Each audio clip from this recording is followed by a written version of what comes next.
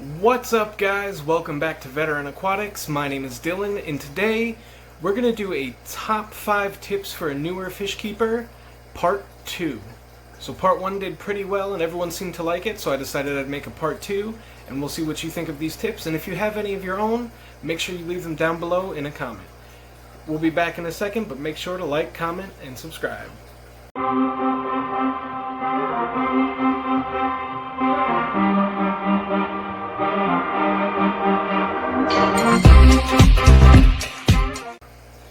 Alright guys, so we're back with tip number 1. So tip number 1 is, bigger is always better in terms of fish tank size. So if you have the choice between a 10 gallon and a 30 gallon, 30 gallon is better. If you have a choice between a 55 gallon or a 75 gallon, 75 gallon is better. Why are these bigger tanks better? So one, there's more water, right? Clearly, it holds more gallonage of water. But that does a couple of things. One, it allows for a much larger margin of error. And this wisdom is very prevalent in the saltwater keeping part of it. So people that keep saltwater will always say start with a bigger tank. Because a bigger tank is more forgiving. A bigger tank allows you to have worse water quality, but because there's more water, it's not so bad. And there's also tank maintenance. So these little beta tanks behind me, right, so these are baby betas, so they're growing out. I have to do a water change in these every day. They're 0.6 gallons. Every single day I have to do like a 70% water change in these tanks. There's no filtration. They have live plants in there and some light and a little bit of gravel on the bottom. That's it. So because of that, right, I have to change the water every single day. In order to keep the betas happy and healthy in a smaller tank. So the smaller the tank, the more often you have to do water changes, the more often you have to do gravel vacs. In a bigger tank, you can get away with not doing it as long. So the 125, I do a water change in that every 2 weeks. I don't have to do it any more than that. The water stays clean, it stays clear, the fish stay healthy. The 10 gallons have to be every week about 50%. The 20 gallons, pretty much the same thing. But I can let them go for 2 weeks if I want to. And once we get above that, right, depending on bioload, you can start waiting longer and longer to do your water changes. The bigger volume of water is much more forgiving. So tip number 1, bigger is better. Tip number 2. Alright, this is a real basic thing, and it really comes into play once you start getting more fish and you have community tanks and you want to start adding to them. Quarantine your new fish. Okay? I don't care if you got them from your friend down the road, somebody in the club, your local fish store, you ordered them online. Quarantine your fish. And if you don't know what I mean by quarantine, I did make a video on how to quarantine fish and how to set up a quarantine tank. I'll put that in the video description so you can go ahead and check it out if you need to. But please, set up a quarantine tank. It doesn't have to be huge. Most people aren't taking in, 3-foot long fish from folks. We don't have the tank space for it. But set up a 20 gallon or a 30 gallon, set it up, make it a clean tank, make sure it stays cycled, and use that to quarantine any new fish that you have, okay? Now, tip number 3 is going to come into play with this as well, but quarantine your fish, and you might need to medicate them, you might not. When I get new fish, I generally medicate them with aquarium salt, I medicate them with ICX, and I, watch from there. I have medicated food. I have some other things for parasites, for bacterial infections, Pimifix and Melifix. So you really just need to watch them just to make sure. But please, quarantine your fish. If you introduce a sick fish into an established community tank, what you risk is losing that entire tank. Yes, there's medication out there to treat every disease pretty much known to fish kind, but make sure that you don't have to go through and treat a 150 gallon tank where you could have just treated a 20 gallon tank. Right, so that's the double benefit of a quarantine tank. You're generally medicating a smaller environment than you would be in a community tank. So this 90 gallon tank right here, if I put new angels in there and they got sick, it would take a ton more medicine, to treat that 90 gallon as a whole than it would just to put whatever new fish I was going to stick in it in a 20 gallon and then just medicate them and make sure I keep an eye on them. Right? So tip number 2, quarantine your new fish. So tip number 3, watch your fish, right? So watch and observe your fish. Some people, when you get to have too many tanks set up, you have too many fish, you don't get to sit there and spend 20 or 30 minutes just watching the fish and watching the tank. But there's a really good reason to do so. When you watch your tank and you keep an eye on them and you have an opportunity to observe your fish for a while, you'll start to notice things that you might not have noticed in just a passing glance while you went to feed them or something like that. A lot of times I've noticed sick fish because I was just sitting there watching the tank and noticed a white spot. Maybe you'll watch the tank and you'll find that you had a dead fish, right? So it's really important to make sure that you watch your fish, you observe your fish, and make sure that they're behaving normally. It gives you a chance to get ahead of diseases, it gives you a chance, just to make sure they're happy and healthy. And not only that, it's scientifically proven to relieve stress to just sit there and watch your fish. So tip number 3, watch your fish. Alright guys, so tip number 4. Over-filtrate your tanks. There's no such thing as too much filtration. There is a such thing as too much flow, but that's something else entirely. There's never a thing as too much filtration. Your water can never be filtered enough. So, what do I mean by that?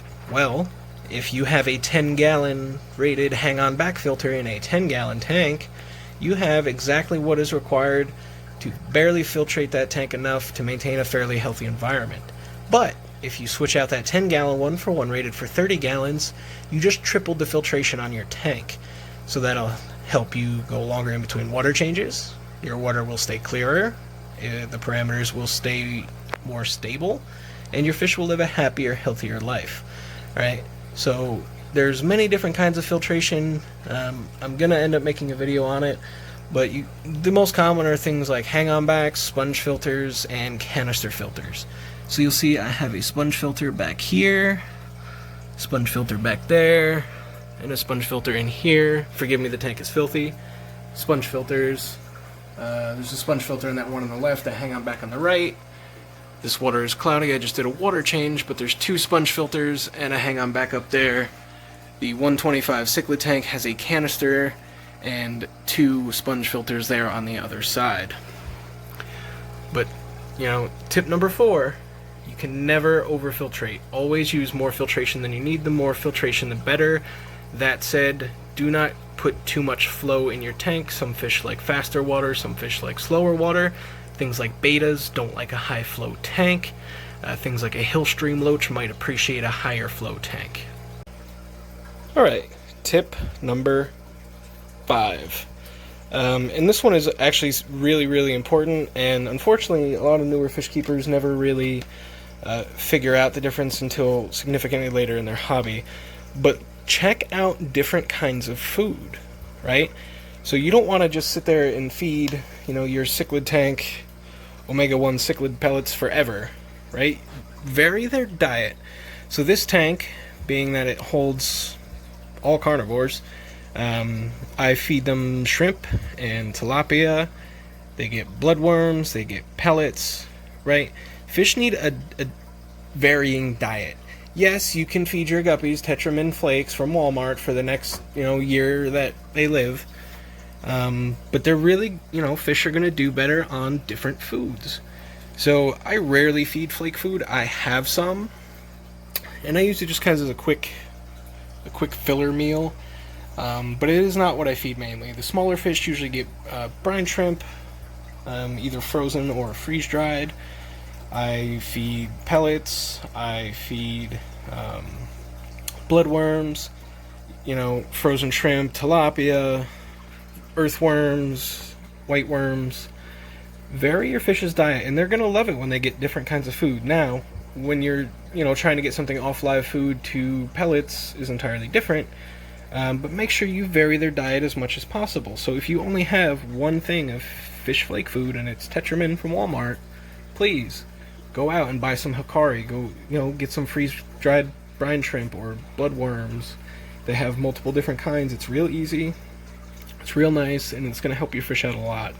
It's going to help out their color, they're going to grow faster, they're going to live longer, they're going to get bigger, right? So tip number 5, check out different kinds of food and don't limit yourself on food. Alright guys, so that was 5 tips for a new fish keeper part 2. As a bonus tip, this hobby is very, very, very addictive. So almost everybody that's watching this is going to be in one of 3 boats. This is their very first tank. They have one tank, but they've kept multiples in the past, or they have a bunch of tanks. Okay?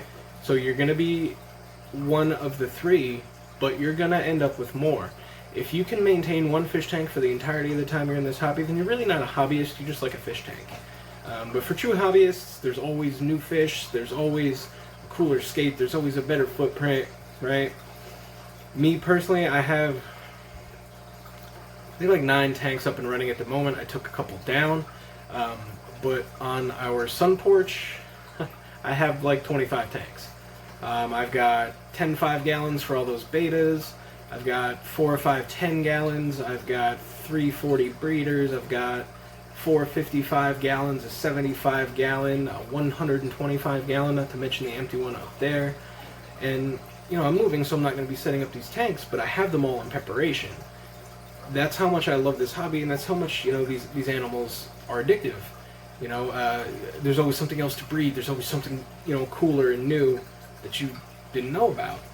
You know, with having the internet at our disposal and being part of so many fish keeping Facebook groups and watching the YouTube videos and being part of the local fish club, you come across fish that you had no clue existed, right? I had no clue that there were Crater Lake African cichlids only found in one place on the planet, and that they were actually super endangered, but I have those, right? Because of somebody I met in the hobby. Celestial pearl danios. They're beautiful, beautiful, beautiful little nanofish. They look like brook trout.